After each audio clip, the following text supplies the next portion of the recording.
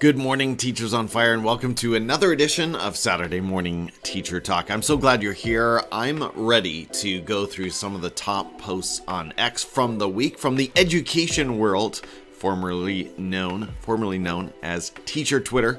We can't call it Teacher Twitter anymore. Teacher X, whatever it is, we're going to go through them, and I'm bringing some heat. I can promise you that. I'm bringing some heat in the area of assessment. Let's get right into them, starting with this post from Bill Ferriter. He's at Plug Us In. He says, giving zeros is one of the most unprofessional actions a teacher can take.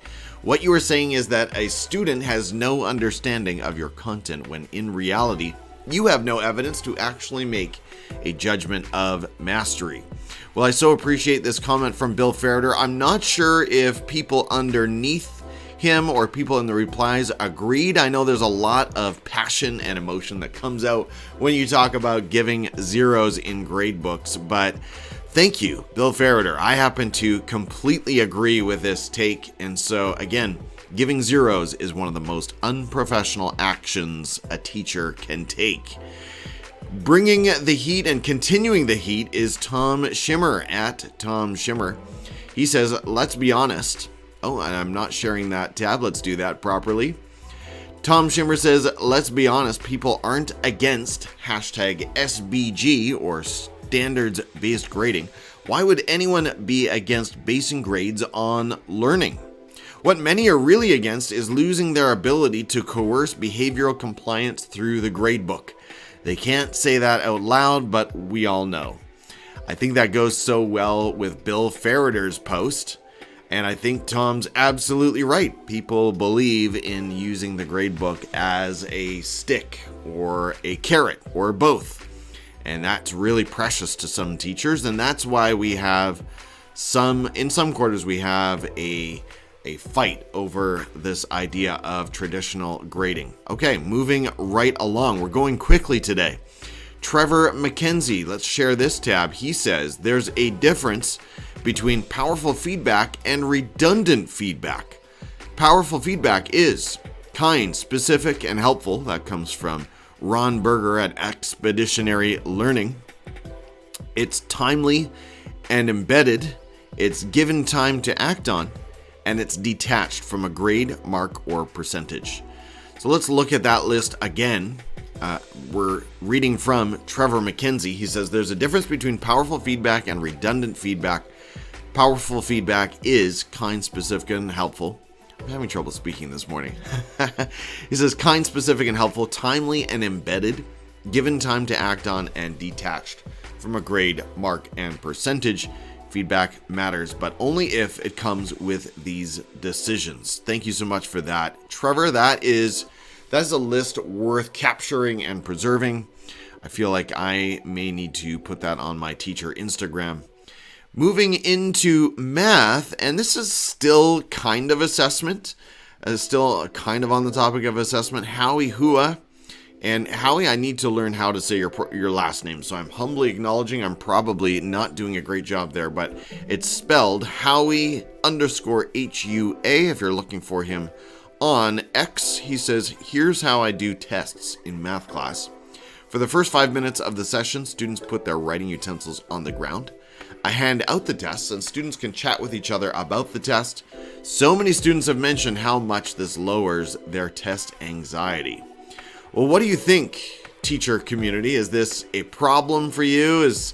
Can you see some kind of utility for this practice where students are simply allowed to talk and chat among themselves for 5 minutes before they begin writing the assessment? I think there's some powerful potential here, and I don't think that a student who doesn't really know the content well is going to be able to survive a complete assessment or traditional test, if you will, based only on 5 minutes of conversation, no notes. It's not going to save anyone. But what you're doing is you're lowering anxiety, you're increasing collaboration, you're getting some good talking going. Students are able to remind each other of some of the gems of learning. And I think there's a whole lot of good that can come from this kind of practice. So thank you, Trevor MacKenzie, for the, not Trevor MacKenzie. Thank you, Howie Hua. And I am noticing I did not share this tab. So one more time from Howie Hua. Here's how I do tests in math class. For the first 5 minutes of the session, students put their writing utensils on the ground. I hand out the tests, and students can chat with each other about the test. So many students have mentioned how much this lowers their anxiety. Again, you can find Howie at Howie_HUA. There we go. Moving right along, and I'm going to do a better job. There we go. We are sharing the correct tab. So from TCEA, and I cannot remember what TCEA stands for, but I am quite certain the T stands for teachers and the A stands for association. Okay, so it's something along those lines. They put out from Finley T. Let's highlight Finley T. He is Todd Finley. He's an associate professor of English education at East Carolina University. And I wanted to feature what he's got here. It's an excellent poster. I'm not going to review all of these review activities. He's got 13 listed, but they are valuable. And I think for any teacher who's got the emotional bandwidth and time and energy at the end of a unit, why not consider this menu of great review activities? So he's got number 1, Taboo, Flashcard Swap, Kahoot, Speed Reviewing, Around the World Jigsaw, Mini Whiteboards, Role Plays, Bingo, Memory Chain Diagrams, Crossword Puzzle, and Spud Review. Lots and lots of great options there from Todd Finley and TCEA. Thank you for sharing that post as well. I'll have to make sure that, I'm following Todd Finley here on X as well. I believe I am. There he is. And I believe, yes, following. Okay, moving on to the next post, we've got Laura. And I typically end my broadcast with technology. So I'm going to come back to this one, actually. I'm going to leave Laura's to the end for a moment. Let's move on to Marcus Luther first. And I've got 3 posts from Marcus Luther, a little bit of Marcus Luther overload perhaps, but he's got some beauties this week that he is putting out. And I want to start with this one. This is a very achievable kind of a post or kind of a doc that you too can create in Google Docs. He says, setting up templates for our first essay of the year. And once again, including these self-reflection drop downs at the end for students to complete before submitting. So let's zoom in on what he's got in terms of the Google Doc. Let me see if I can adjust that zoom. If you're not familiar with Google Docs, and if you live in the Microsoft world, then my apologies, I suppose, but you likely have something very similar. Google Docs has introduced drop-down menus and drop-down options for users. You can embed these right in the Google Doc, and so I just like the critical thinking that is going on here. There's a high level of self-awareness on the part of students, and he's broken down their formal essay into thesis statement, evidence, sophistication, complexity, and language presentation. And I wouldn't use the word scored in my environment. We don't use numbers, but I could easily see a drop down with the 4 levels of proficiency: emerging, developing, proficient, and extending. And then students, you could either ask them to provide evidence for their proficiency evaluation, or as he's done here, you can ask other questions. What do you believe is the strength of your essay? What is a question or concern you have after reading your essay? So it's a very engaged, very highly self-aware, very critical thinking kind of self-reflection on the part of students. Thank you for that, Marcus. Moving on to his second comment. This one does not have to do with assessment at all. But he says, if you want a teacher to meaningfully change a practice or strategy, 3 things are must-haves. Number 1, real evidence of purpose for a change. So you almost need to lead with the why. What are we going for here? We're not just introducing a new initiative or a program or change of some kind for no reason. We have to provide real evidence of purpose for a change. Number 2, adequate ongoing time and resources. That's not a one-time thing. So you need to continually support the teachers who are trying to learn about this new changer initiative, practice strategy, and 3, culture supporting risk-taking so they know it's okay to fail. So that's really important as well, giving teachers a bit of a sense of a sandbox, an experimentation area where, you know what, it's okay if not everything goes perfectly the first time. So that has to be all right. I see there's a comment in the broadcast. It's from my friend Josh Tovar. He says, Buenos dias, hermano. Yes, good morning to you, brother. Appreciate that so much. Good to see you on this Saturday morning. Josh, I know, wakes up at 4 o'clock or some ungodly hour like that every day to work out at Anytime Fitness. Or perhaps he's changed his gym. I'm not sure. But thank you for modeling what it is to live that complete administrator life, sir. I applaud you. And if you're not following Josh, just one more moment on Josh Tovar, make sure you look him up. He's got, he reps his school perhaps better than any other administrator out there. Always a blessing. Okay, 2 more posts here on X. Let me just take a quick sip of coffee. We'll get into Bethany Hill. Wow, that was hotter than I expected. Bethany Hill, Joyful Leaders at BethHill2829 says, recess is a right, not a privilege. Let me share the correct tab. I am not doing a good job of sharing the correct tab this morning. But Bethany Hill says, recess is a right, not a privilege. It is instructional time, not something extra. Every kid deserves recess, every single one.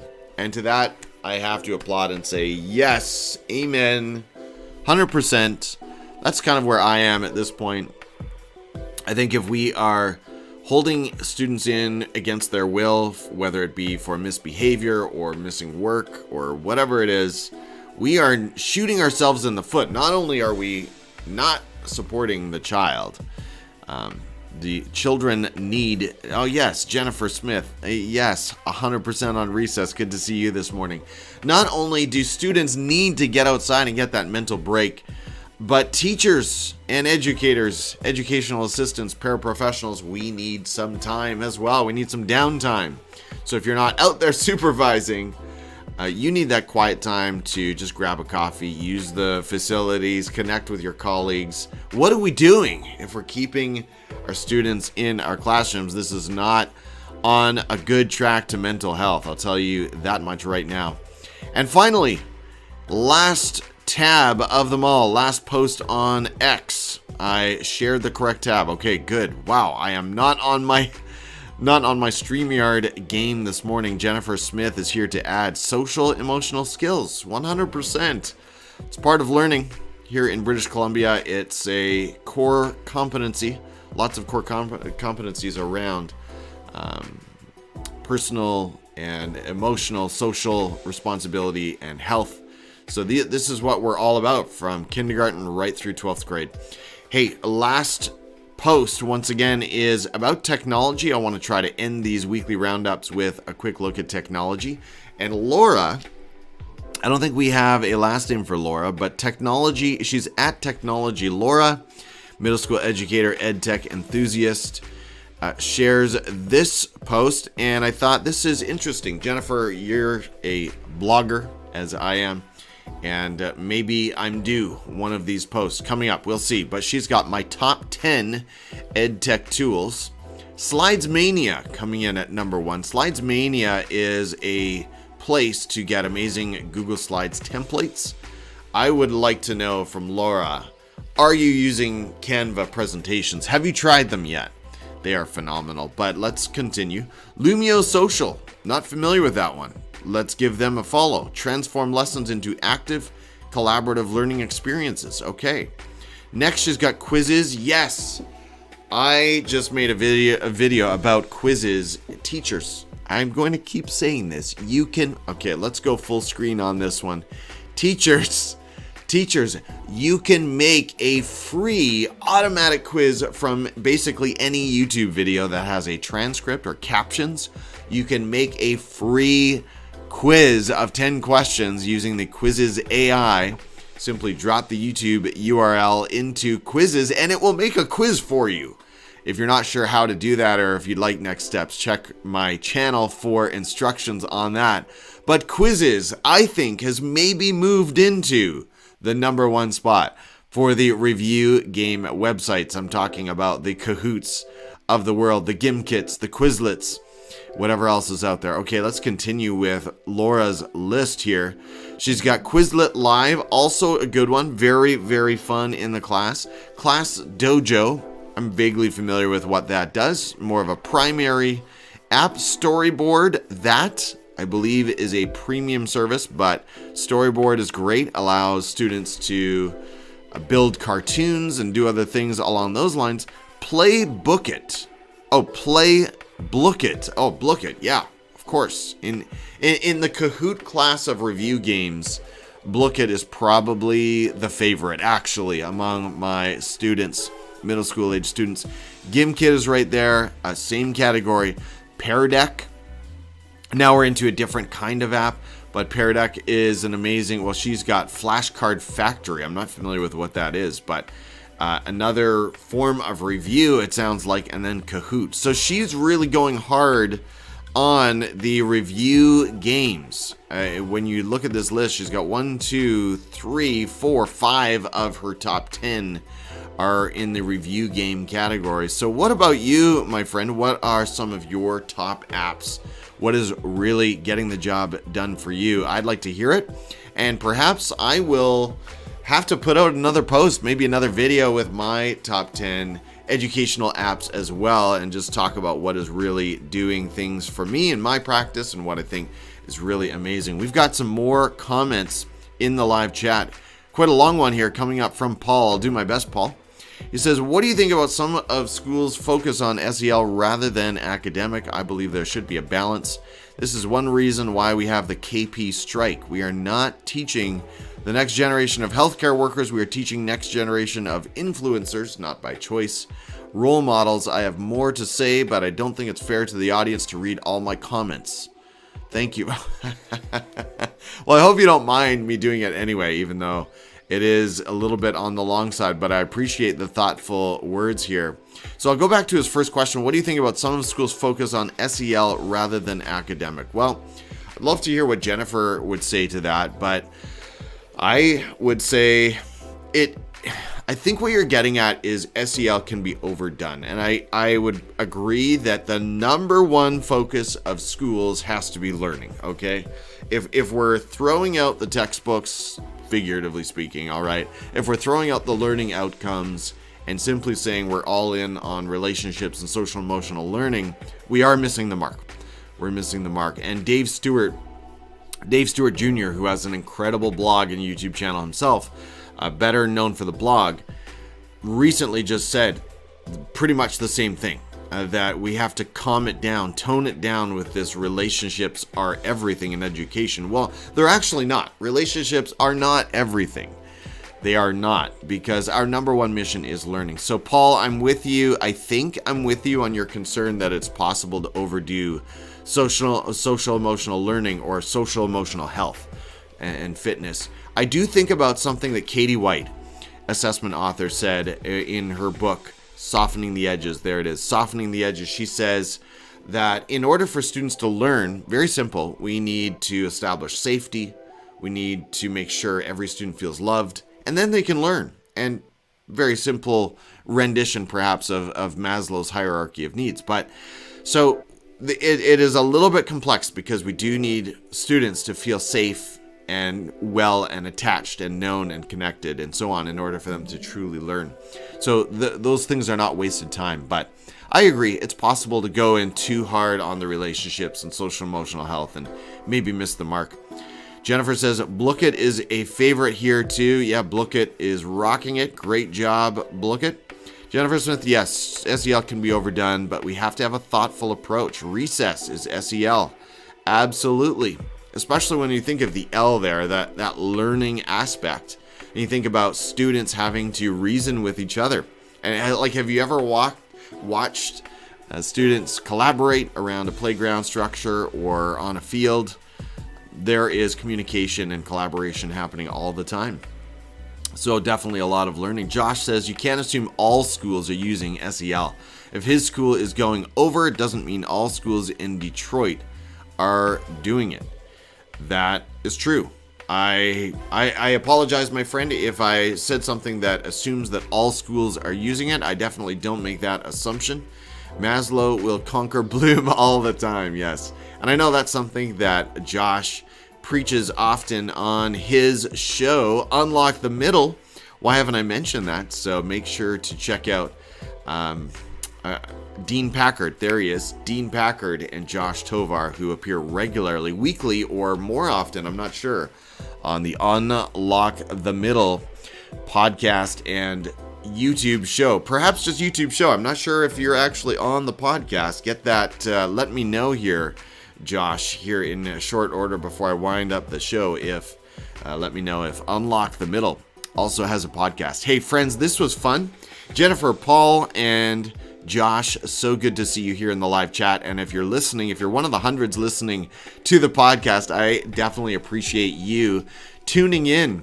Well, from Canada, I'm going to say a very happy Thanksgiving. Yes, we get into Thanksgiving a month before our many American friends. So I hope you're feeling thankful, grateful about some of the highlights from your week. And just before I wrap up here, Josh says, Facebook, LinkedIn, YouTube, X. Okay, that is all the places where you will find his great show, Unlock the Middle. And Paul says, thank you, it is my mistake. I should have led in my experience and school. No problem, my friends. Hey, look forward to engaging more with you on LinkedIn and here in the live chat in shows to come. I will try my best to be here each Saturday morning at 8:30 Pacific, 11:30 Eastern. And to all of you, Jennifer, I know you're probably either building a course or doing some writing this morning. Best of luck to you. And to Paul and Josh, whatever your Saturday looks like, I wish you well. Thank you to you, educator, for tuning in here on the replay, or as I said, on the podcast. I appreciate you so much. I learned from you. I'm inspired by you. I hope some of this conversation sparked your thinking, warmed your heart, and ignited your professional practice. And until next time, let's share an encouraging message to lift up a colleague and keep your fire for learning burning bright. Take care, everyone. Bye-bye.